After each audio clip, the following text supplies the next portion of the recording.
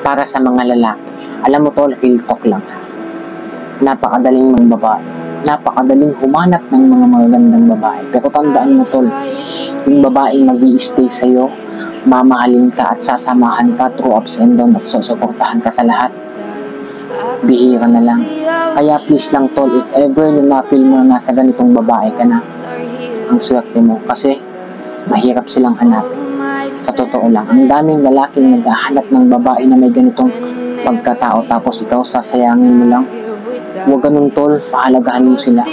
Kung gaano kanila itrato ng tama, igitan mo, iparamdam mo sa kanya na deserving siya. Iparamdam mo sa kanya na katangi-tangi siya. Hindi niya deserve na umiyak gabi-gabi dahil lang sa mga pinanggagawa mo. Hindi niya deserve na mag-overthink dahil lang sa hindi mo maibigay ang assurance na dapat ay kailangan niya. Hindi nila deserve na magmakaawa o magbeg ng attention mo dahil lang sa simpleng pag-updates mo ay hindi mo magawa. Hindi nila deserve na masaktan ng sobra dahil lang sa kagustuhan nilang mahalin sila. Tandaan mo tol, kung gaano ka naghahanap ng totoong pagmamahal ay ganun din sila. Kaya habang nasa sayo pa, tratuhin mo siya ng tama.